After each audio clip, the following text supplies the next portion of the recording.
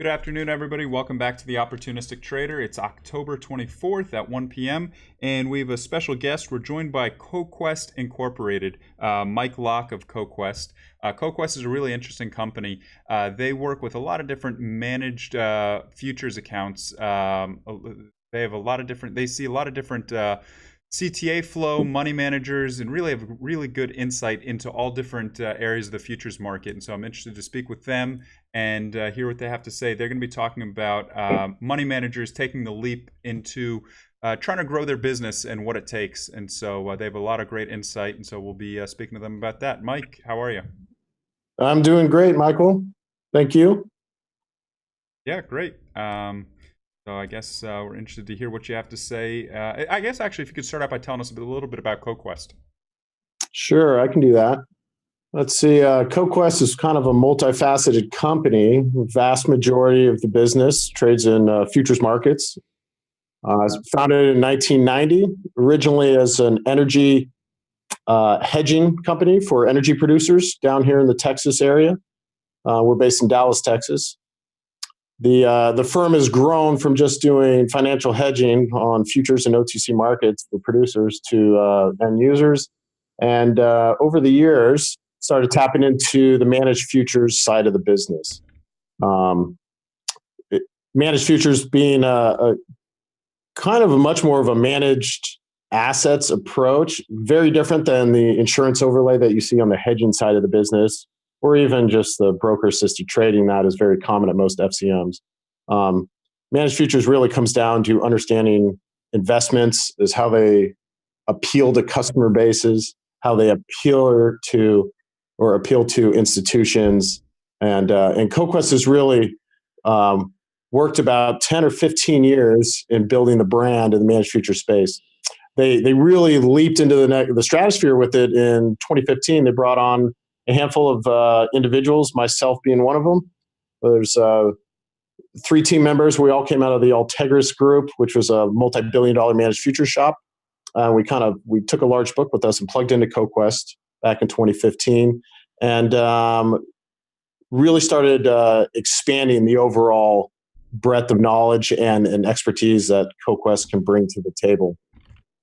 In the last 3.5 years, we've since grown our business from about, I think when we came in, it was about 20 million assets under management allocated to CTAs. We're now north of 1.5 billion that we oversee. We have active relationships with over 120 CTAs. We monitor about 400 or 500 CTA programs globally. And we have direct business with about 10 FCMs currently. So we're very, very wide and broad in how we work with CTAs. We do a lot of CTA consulting. Myself personally, I started managed futures in 2005. I've been consulting for CTAs and commodity pool operators for over 10 years. We feel that CTA consulting and building a good business as a CTA, both functionally and through your good performance, is customer protection. So we want CTAs to focus on trading, making good returns, and not having too much concern with the back office, because if the back office falls apart, then the returns typically follow very quickly in the wrong direction. Well, that's a good point right there. And I guess if you can expand on that, what exactly does a CTA need these days in terms of back office to succeed and to be taken seriously? Yeah, well, I mean, there's no one single answer to that. That's kind of the whole thing about forming a CTA. There's no single correct way to do it, but there are plenty of incorrect ways to do it. Back office infrastructure and setup really comes down to the needs of the trader. If a trader comes out of a hedge fund shop or a larger CTA, they're going to have experience with running a back office and understand kind of business partners and service providers that they're going to need to properly run, whether it's just basic administration, account performance reconciliation, how to do their billing, how to handle their trade allocations. Each one of these roles can be done internally or can be outsourced, and there are quite a few more roles that need to be filled. Inevitably, it comes down to the trader's own kind of comprehension and their willingness to do it. Being a jack of all trades in a one-man shop is very difficult, especially for the new guys to try to tackle all of those facets of running the business. So we see that that typically that incoming CTAs that are new to the space, we like to see them bring on service providers and kind of outsource things to lighten the load, so to speak, so they can once again focus on trading as their primary use of hours throughout the day. Yeah, absolutely. So you mentioned you talk to or work with over 100 CTAs. How many of those CTAs would you say manage under notionally $10 million ballpark? Probably about 25% of them. I mean, we have, as I mentioned, we have active client accounts with over 100 CTAs, spread across 10 FCMs. So we see stuff down to $50,000 minimums from the smaller guys, and we also have CTAs that have $100 million minimums that we have allocations to. Right. All different types of strategies, all different types of markets traded. I mean, we probably have, as of today, we probably have positions on across 25 global exchanges. A few hundred different contracts. So it's a very, very diverse set of players out there that we deal with. Assets under management, though, the guys under 10 million, there are still quite a few emerging guys out there. Let's say, anywhere from 20 to 25%. Yeah, no, that makes sense. That's kind of the number I would have thought. And I guess if you could go over, because, there are a number of people that call us and ask us or are on the site and looking to kind of go to the next level and become managers of other people's capital. And, they're asking about what are the hurdles, what are the headwinds, things of that nature. And I guess if you can get into that, taking what might be a $500,000 personal trading account or $100,000 or a few $100,000, and also maybe one account of family money, things of that nature, but then taking that and taking it to the next level, looking for outside investors. Yeah, we can do that. We've got the little presentation up on the screen right now. I can kind of start clicking through that, and we can really dive into that question. Right off the bat, for anyone that's trading a personal account, this is now specific to just futures markets. As I mentioned earlier, there's no one way to do it or one correct way, but there are plenty of incorrect ways. And that message is always sank with me because every CTA or every trader is a little bit different, both in the personality plus their skill sets, outside of just their trading acumen. It really comes down to if this trader wants to start a money management business and take outside capital. The very first thing that they really should do is not just because they want to, because they're thinking about revenue, but they actually have to look at their trading program and see if they have something that will actually be a good program for investors to put their money in. Well, if you could maybe expand on that, because somebody who's maybe generated positive returns for a number of years, what does that mean to have a good program?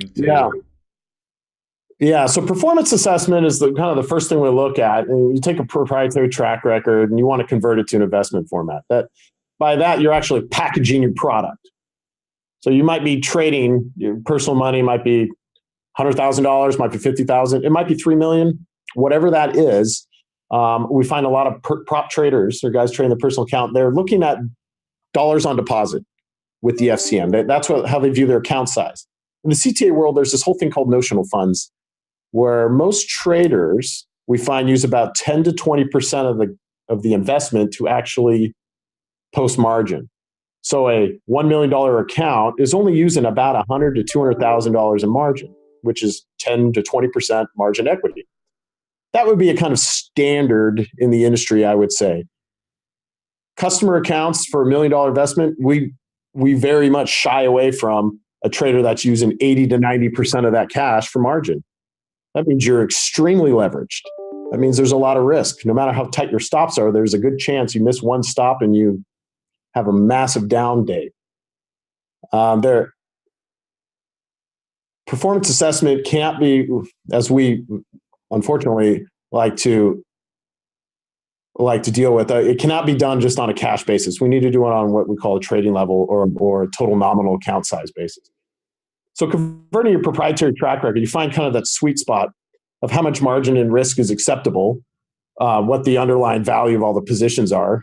A E-mini S&P contract is 50 times the price of the S&P, somewhere around $125,000 notional value. So if you're trading 4 E-mini S&Ps, that's $500,000 market exposure. But that's only about 20 to 25,000 in initial margin and an FCM. So that difference between market exposure versus initial margin required on deposit to trade, somewhere in the middle is going to be a sweet spot for the CTA, so they're not too over leveraged, but they can still provide some quality returns for a customer. So by kind of paring down and finding out what the true performance is based on a kind of deleveraged version where it's 10 to 20% margin equity, that's kind of what we're looking for. That gives you an actual program that you can produce returns off of. Programs like that are not going to have 50 and 100% monthly rate of returns. That kind of stuff is what goes up that much, most likely come down that much in a single month, and no customer is going to put money with that. So CTAs really kind of have to understand what the customer perception is. People are looking for single digit months. Every once in a while, double digit happens, hopefully in your favor. But for CTAs continuously pushing out double digit returns, usually that means they're over leveraged and taking on way too much risk. And all they need is one bad market day to really wipe them out. So once we have the performance assessment is properly put together and we can actually look at a packaged product, we can see how that CTA is truly performing, both comparatively against their peers and just as a standalone investment product to see if it has some quality returns. We also look at the pedigree of the manager. We want to know where they came from. Some guys come out of large hedge fund shops, or they come out of bank prop desks where they learn trading from insiders, and they've got a lot of history and experience in the trading markets. Other guys, they've been trading on their phone through a personal account for a couple of years, and they think they just want to. It might be a small account, but they think they have something they want to take it to market. And there's all shapes and sizes in between. So we really do also not just your performance, but we want to know where you came from and what your kind of qualifications are. Somewhat of a trader's resume. And then kind of the next thing we look for is what we call, the story. It's like, what's your story? Why do you think you have what it takes? We got hundreds upon hundreds of CTAs out there. Everybody, for the most part, thinks that they're incredibly good at what they do. So how do you compare against the pack? What is your story that sets you apart? And that might be your history, your pedigree. It might be you have 20, 30 years experience in doing research in one or two very specific markets, and you've mastered trading them, and you're a specialist. It might be because you came out of a hedge fund and you sat alongside the portfolio manager for a decade and learned all his tricks. Or it might be because you have very specific business contacts that give you access to information that maybe isn't publicly found out until after your trades are in. It's not inside information when you're doing, that's for trading stocks. But for the markets, if you have access to fundamental information before the street does, then, if you're trading, say, grains or meats or something like that, and you can get producer side information or demand side information ahead of the street, you have an edge. That really comes down to your context. So all this wrapped in together creates your story. It's a commercial for who you are. And then the last part, which is more of the operational side, is do you have the ability to build and develop and manage a CTA business? There are quite a few people out there that are really good at trading their personal account. And this might be an emotional hurdle that they have to get over, is trading other people's money. Do you have what it takes to be of sound mind where you can handle both? I mean, profits are fine, but when you make losses account, can you handle those phone calls from those friends and family members when you've lost money? Do you have an emotional reaction to that? And will that hinder your trading ability? These are all very important things that we look for in a money manager, especially when they're coming out as a new CTA or a new manager.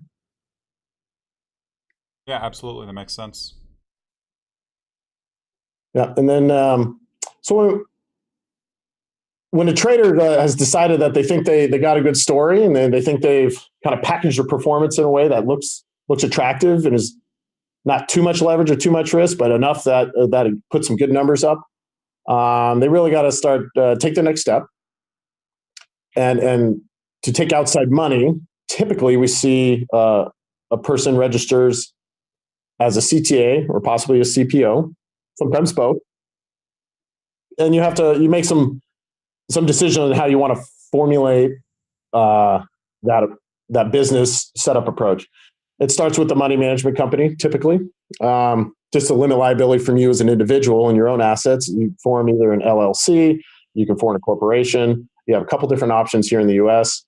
Um, the structure is really dependent on how you want your taxes and your revenue. So you can talk with a CPA on this, or maybe a business attorney, and they can steer you in the right direction for how you want to build a business, both today and what that business will look like 10 years from now. A lot of that depends on what type of employees you're going to take on or plan to, what type of, like I said, tax situations you like to be involved in from a business owner standpoint. Once you've decided that what type of company you're going to launch with for your management company, you register that company with the NFA via the CFTC. You can do a CTA if you like, if you want to trade managed accounts where customers open an account in their name and assign power of attorney to you. You don't hold the money, you just get power of attorney to trade somebody else's account. You can register as a CPO, which is a commodity pool operator, where you actually are the fund manager. Customers send money to your fund. You hold those assets, you custody them, you are responsible for them as a fiduciary, and you invest those funds into a trading account, which you also control, and you trade your program into that fund.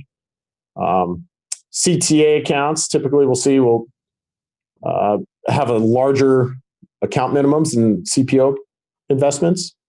If a CTA program has $1 million minimum to be a good product, then a customer has to open $1 million account.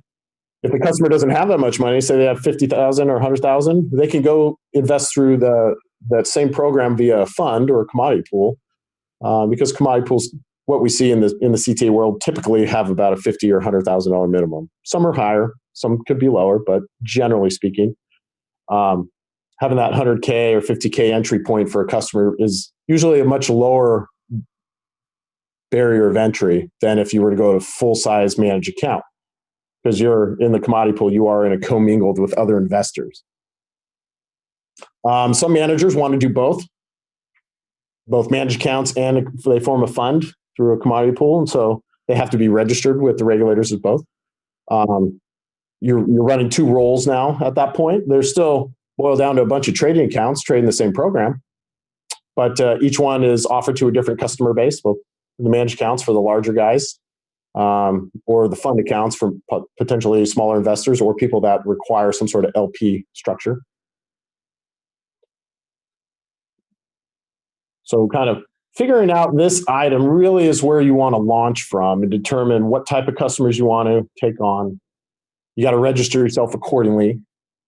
And then also you form yourself a money management company.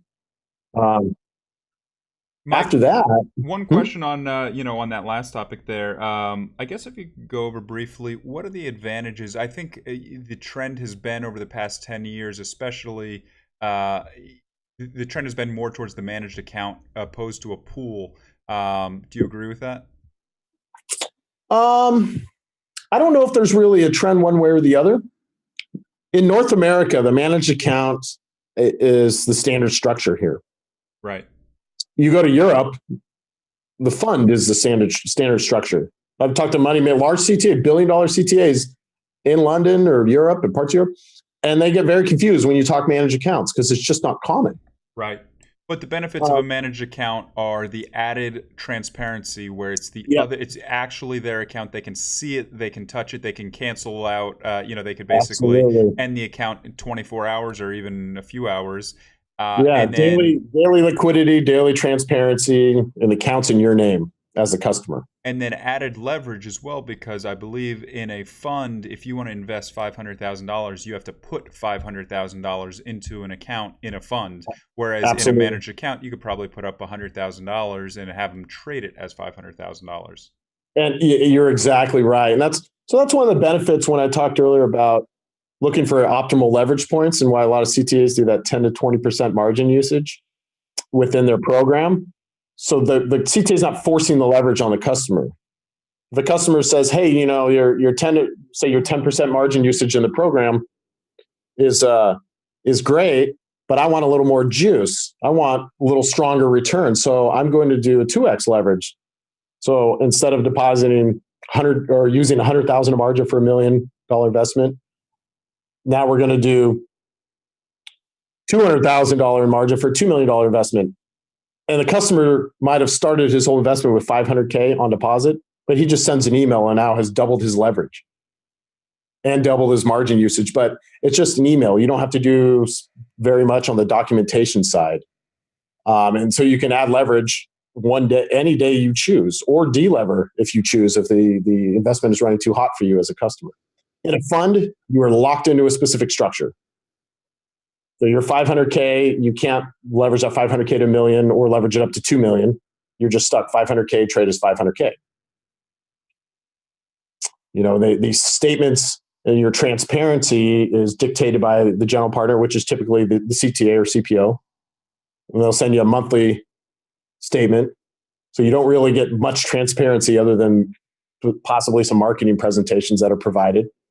But you don't actually see the positions in the account. And also with the fund, the liquidity is typically monthly. And you have to notify a week or two in advance. And then month end hits and you strike your NAV and figure out what your dollar amount is that you're redeeming. And then it takes a couple of weeks to get your money back. So the liquidity, although it's not too far out, but typically we see monthly liquidity and it takes about 2 weeks or so to process that, like a subscription or redemption, versus managed accounts pretty much daily. Right. The fund side, though, the managed account is tough. I would say the one downside of the managed account is that because you can employ leverage and the CTA can trade your account, there is potential, especially if the CTAs that are having big performance swings, there's potential to lose more than you put on deposit. 500K trade is $1 million, you're at 2x. 500K trade is $2 million, you're at 4x. That $2 million investment loses 25%, you just lost all 500K. If it loses 26%, well, guess what? You're underwater with margin call. In a hedge fund or a commodity pool structure, you will never have that. Your maximum loss is 100% of your deposit. Right. So if the overall fund goes on margin call, goes deficit, the FCM and the regulators look to the CPO. They look to the management company acts as a general partner for that fund. They don't look to the end investors. The investors are stopped out at 100% of their deposit. So there is that level of protection provided, and certain groups, I would say, mandate that they can only go through fund structures because they don't want the chance of losing more than the investment deposit was. So there are pros and cons to each style. Yeah, absolutely. So I think you went through managed those well. accounts versus CPOs running funds.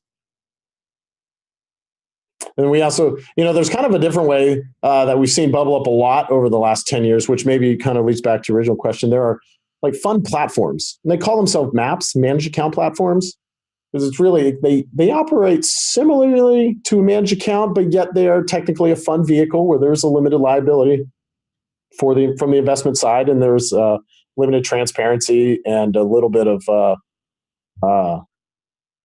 restraints on liquidity. Managed account platforms are run by third parties. There's a handful of them in Europe. There's a handful in North America. They act as kind of an independent general partner and or independent administrator, where they go and source customers, or they act as a holding company for the customer assets and the commodity pools and funds. If a CTA or CPO, basically a futures trader, is interested in running a fund, but they don't want to host it themselves because they cost 10 to 20 grand or more to launch, they might use a third-party platform.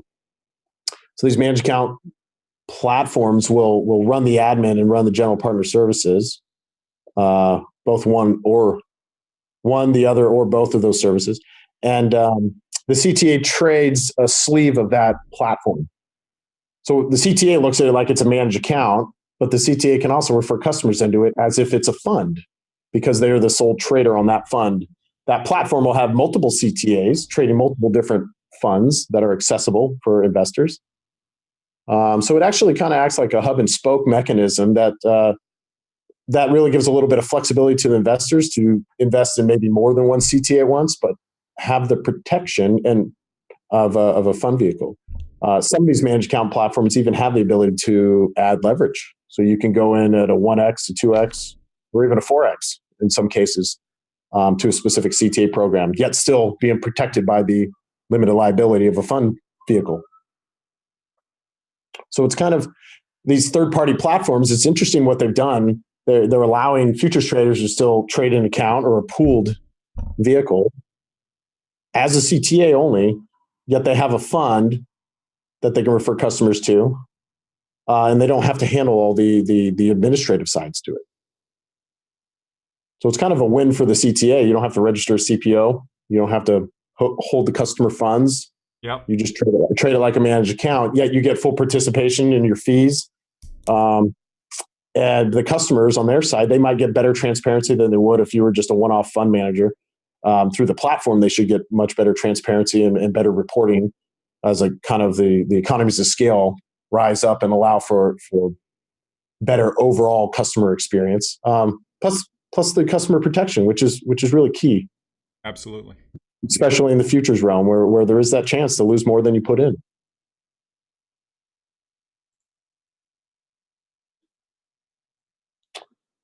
So we kind of went ahead and switched to the next slide. We kind of talked about this stuff earlier. It's like how to package your program. Right.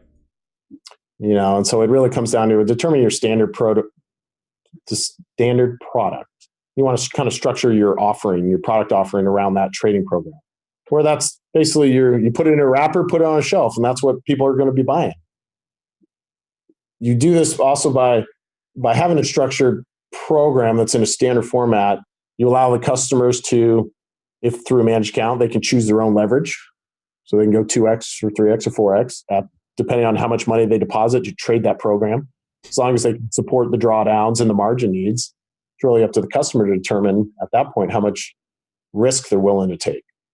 From the manager standpoint, when they've structured a product, they're also structuring their desire, or they're just determining their desired customer base. If you structure a product with a bunch of 50K managed account programs, or excuse me, if you're offering a 50K managed account, you're going to have a lot of retail customers. If you structure a product where it has $1 million managed account, you're not going to have many retail customers. You're going to get more of the institutional type. Usually what we see, it's a lot harder to get institutional customers than retail, but if you make the same fees on a 50K versus $1 million, or excuse me, 20 50K accounts versus a $1 million account, but you have to do the work for handling 20 customers versus one customer, you start deciding on what type of customer base you actually want to deal with. The larger your minimum, the fewer customers you have, but probably the better customers you're going to have. Yeah. There are obviously, if you have a minimum that's too high, especially if you're brand new to the game, there's a very low probability that you'll be able to get customers unless you have a very, very wealthy network. We've seen guys come out of the box with $3 million or $5 million minimums, and they don't know anybody with that type of money, and they never raise a penny. We've also seen guys come out of the box with 25K managed account minimums, and they'll get a bunch of accounts, and they're bogged down by the administration of dealing with a bunch of accounts and not making that much money off of it, because at the end of the day, you're making 1 or 2% as a management fee, assuming no incentive fee, but as a management fee, 1 or 2% of 25K is not much. That's not going to keep the lights on for running a business. So once you just, by structuring your product, you know what kind of margin and leverage you're going to use, then you really look at what type of account minimum you're going to have. That's really based on your customer base and maybe what your network is to launch your product initially. You can always launch second and third products later on with maybe higher minimums, or even change the minimum of your program after a year or two if you're gaining some traction. But really, you gotta stick to it.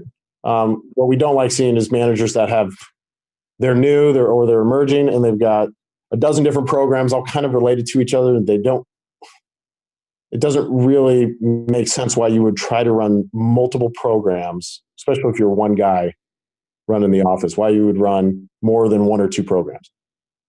If you're try to offer 10 different programs to try to appease different customer demands, then you're not really running a business. You're chasing money instead of structuring a business. And it's hard to do all the reconciliation and administration needed just off running one program, let alone running multiple ones. So try not to bog yourself down, although customers might demand. If you're a corn trader and customers say, hey, I think your corn program can also work in wheat, you should offer a wheat program. Well, you say, well, that's great. I'll do the research on it. I wouldn't expect a quality trader to now start trading a wheat program immediately and then also try to do maybe a soybean program or something else. Getting spread a bit too thin, you're saying? That, exactly. It's really stick to what you're good at. Build your customer base, build your business with what you're really good at. You can expand, of course. You can expand a few months out, maybe a few years out. Build your business first. Stick to your core. Yeah, you might even get some people that say that love your current strategy that say, well, I'm not going to invest with you anymore because you might be too distracted. Correct. So when you determine what that actual program is, what you're packaging, you determine what we call the 1X version, which customers can employ leverage if they choose. What you're really also doing is you're figuring out what kind of margin you're using, what kind of target rates of return you're going to have based on your historical performance of that account size and the account style. You're also going to know your target volatility, it's an interesting term, the volatility or your vol target. Standard money managers, financial advisors that deal in the equity markets, these are your financial advisors and wealth managers, RIAs. A lot of them look at investments from a vol perspective. They want to know what your target rate of return is or your historical rate of return, but they're also going to want to know what your vol is. That's how they equate risk. It's how much does to sum it up really, what does the performance up and down look like over a period of time? If you're having 20% swings every month, that's a high vol program. Right. Most guys are looking at a 10 to 12% vol. So once you've packaged your program and you look at it and you're having, like I mentioned earlier, if you're having double-digit swings every month, you probably have too high of a vol, which also means you have too much risk, which means customers are going to be steered away from your investment. Well, let's go with that topic for a minute. So you might be a successful trader that constantly makes money, but their swings, day to day, week to week, are just too high. What sort of target vol do you find investors are comfortable with? The standard equity market, what we see is 10 to 12%. It was kind of or 8 to 12%, but it's not too high. And that's an annualized vol. So then if you're taking a look, let's break down what is a 10 to 12 vol for people that don't know that metric. Like, is that plus or minus 7% on a given month, your total net performance? Is that plus or minus 5%, 3%? Well, yeah, over a year, you would see a swing from par. Say if you had $1 million investment, a 10% vol, you would see potentially the account making 10% or losing 10% over a given year. Okay. And that might happen all in 1 month. It might happen over 12 months. It's not the speed at which it happens. It's just kind of the overall range of up and down that you might see over a period of time. But the idea is if you're going to see a 10% vol over a year period, you're probably not going to see many over 5% months, especially on the downside, if your total 10% is what's expected for the full year. Correct. And so the 10% example, yeah, I would say that's kind of your traditional plain vanilla stock bond portfolio. When you look at liquid alternatives, hence managed futures, there is a degree of leverage that is inherently put in the contracts and that we would expect. These under the right hands, this can be great investments, a good managed futures program. But for maybe in the wrong hands, it can be very risky. But Fortune favors the bold, so to speak. So we would like to see maybe target vol of 10 to 15%, maybe even 10 to 20. I wouldn't go above 15 by too much from a CTA's perspective. Uh-huh. But that you can take on a little bit more, and it is kind of expected to have a little bit more juice than your plain vanilla equities and bond portfolio. It doesn't have to. Of course not. I mean, that target really is based on how you package that program when you look at the historical returns. Right. If you want to de-lever your program and reduce the vol, you reduce your rate of return. If you made 50% last year, you just double your account size, but trade the same positions. Now, all of a sudden, your numbers last year, you made 25%. And your vol got cut in half because you doubled your account size that participated in that performance chain.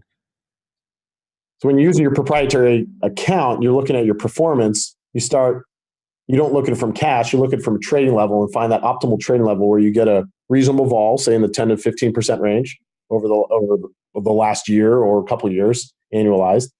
You have a margin to equity that's under 20%. And you can figure out what your target rate of return is once you've delevered to an appropriate risk level that customers can tolerate. And sometimes that rate of return is going to look great. You might be making double digits annualized. Sometimes that rate of return looks more like low single digits. And when you delever it and you realize you're only making 3 to 4% annualized, and when you got a T-bills making 2.25%, like that's, you might find out you're not as good as you thought you are. Sure. But it is an analysis that should be done by the manager because it guarantee it's being done by the analysts on the other side and customers on the other side. We definitely take a look at that. We look at risk-adjusted performance. We look at delevered. We look at how a product is packaged to see if the CTA is, if they know how to trade, but they know how to package a product, and are they actually presenting good product for customers to invest in? And if they've just fudged the numbers or they don't know how to put together the numbers or structure the product, then that kind of speaks about them and their capabilities. Industry norms are what they are. I don't expect every trader, especially the new guys coming out of the box, to stick to the standard. By all means, creativity is a good thing. And if a trader wants to come out and put a little more juice into their program and they want to stick with the 20 vol program, then they can do that. Yeah, absolutely. As long as it's disclosed and they say, hey, I think I really can control the downside risk, but I'm going to dial up my position size because I want to have that 20% vol because I want to realize, say, 30 to 50% annualized rate of return. Yeah. Mike, I got to wrap in like 5 or 7 minutes, and I do want to get to your CTA challenge. And so I wasn't sure if there were 1 or 2 closing comments you wanted to make about this, and then kind of get to, I'm interested to hear about the CTA challenge and kind of how that incorporates with all the different guys you work with. Sure. The CTA challenge. CTA challenge is let's see, we're wrapping up our 6th year. We're getting ready to launch our 7th year of it. It is an annual managed futures and registered CTA talent search. It's not a contest because there's no guaranteed prize, but it kind of operates like one. The CTA challenge take registered CTAs, and we track a live trading account, directly getting statements and reporting files directly from the FCM. We look at positions, we look at returns, we look at leverage, we look at risk. There are 7 different criteria that we rank on, rate of return just being one. We look at other things like you return over your worst drawdown or return over margin usage. We look at your return over VAR or return over CVAR, which is just conditional VAR or expected shortfall. What we're looking at is a risk-adjusted analysis of each of the programs that participate to determine who gives the most bang for the buck out of all participants. Sometimes we find guys that are using 5% margin to equity and they made 10% last year. Doesn't sound too exciting. But you have another guy who uses 20% margin equity who made 20%. Well, 20% annualized sounds great, but he's using 4 times the leverage and 4 times the risk of the guy who only made 10%. Right. So when we compare them apples to apples and we de-lever one guy, so they're both assuming using 5% margin of equity, the guy who was making 20 gets de-levered 4x, he now made 5% versus the original program where the guy made 10% using the same leverage amount. So things like this, we do comparisons to give an apples to apples analysis of all the programs for 7 different criteria. Every year we have about 30 to 40 guys that participate. Traders that bubble up to the top get substantial amount of marketing exposure. We do 24 newsletters a year where we talk about the CTA challenge and all the participants and what how their performance is compared to each other. We host CTA challenge participant trader and customer get-togethers, whether it's luncheons or dinners or happy hours, all throughout the country, depending on where we are and where customers are. And if we find a few traders in the challenge, we'll invite them out. But it's customer meet and greets for live investors. We hosted one back in June, and we had, I think the ticket was well over $3 billion in assets in the room that about 10 traders got to go mingle with. And it was very much a closed party just for CT Challenge participants. We try to do a couple of those every year. So our CTA Challenge is very much a talent search. We're in it for the numbers. We want to analyze and find good quality trading programs. The traders that participate, we only really give attention at the end to the top 5 guys, even though we might have 30 or 40 participants. The ones that do participate, they're still going to get marketing exposure, and performance is king. So of course, if you want investor money, you really need to bubble to the top. But if you don't win, you still get all the marketing exposure. You still get a whole bunch of feedback, both from us as an independent kind of analysis team, as well as from us as a brokerage team, kind of to help CTAs that want to know how to improve. Sometimes just market conditions over the course of a year, but other times there are things that can be done on how to package a product, how to maybe focus on certain aspects of numbers that maybe got out of control. Like if your VAR was too high and it was something you just weren't aware of, we can talk with you about that and help consult with traders on how to improve their trading program. So you basically analyze all the metrics that an institutional investor will look at and probably would look at, and you kind of analyze that. You break down leverage and kind of weed out to really analyze the data and see who is utilizing their capital the best and managing risk the best. Absolutely. Yeah, really seems like a great challenge. And so you've been doing it for 5 or 6 years now, you said? We're just wrapping on our 6th year, and we're currently in the sign-up period for our 7th year. So when does the 7th? Oh, Jan 1 to Jan 1 is when they start? Correct. Yeah, it's calendar year. So we evaluate for full 12 months for all participants, tracking live accounts. And so you actually work with the FCMs directly, and so you actually get the statements directly from the FCM. I assume that the account holder signs off on that. You then get a copy and then analyze that data. And yes, all things correct. Yeah. So once a trader signs on, there's no real participation on their side. They just trade the account like they normally would. And we're able to verify their track records. We see the performance of that managed account, and then we look back to the CTAs. They'll have their standard monthly tear sheet where they give their marketing. They'll post returns. We'll look at the account we're watching, make sure it's participating in the same way we would expect on those returns. 2 quick questions on this, actually. 2 quick questions. One is there an account minimum to sign up for this? We ask for CTA programs to have a $50,000 managed account minimum. For tracking, to make sure we don't have any tracking errors on those very small accounts, we ask that whatever account is submitted has a $100,000 minimum. Okay. So the program could have 50K, but we want 2 units. We want a 100K account. And that'd be the bare minimum. Okay. And then 2, what are you seeing more of right now? So let's say you had 40 accounts last year in the challenge. Ballpark, what percentage were discretionary versus systematic? Oh, we have that on our website. I haven't looked. I would say it's probably 50-50 or pretty darn close, maybe 60-40. The discretionary managers have been doing well the last 2 years. A lot of the system guys have been struggling, just speaking generally about the industry. I don't know if it's because the majority of the system traders are still doing trend following, or at least that's the majority of assets are for the industry. And the trend following as a whole just has been struggling. It's been struggling since 2009. Yeah, well, So a lot of that discretionary actually, I was niche market guys, niche market and discretionary traders have been doing wonderful. And that's what we're focusing on these days. yeah, We still, of course, we of course keep trend following in our scope, and we do have customers allocated. Uh, but the niche market guys and those smaller discretionary guys are a little more nimble.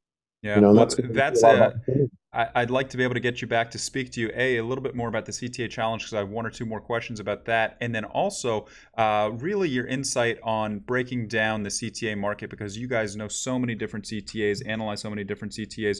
What's been working over the past decade? What were trends 15 years ago? What are trends now? What's working? What's not working? Where investors putting capital? You guys see so much flow that it would be really interesting to get that insight from you guys another time. Okay, great. All right. Well, Mike, thanks a lot. Mike Locke from Coquest. A lot of great information. Seems like you guys got a great platform, great business. We'll definitely put your information on our site. So if anybody has any questions, they can contact you or Mark directly. Actually, here you go. Here's the slide right here. I can pass that along and have that posted on our site. So, they can reach out to Mike Locke or Mark Lauren directly. But Mike, thanks a lot for taking the time. A lot of great information. Thanks, Michael. I appreciate it. All right. We'll talk to you later.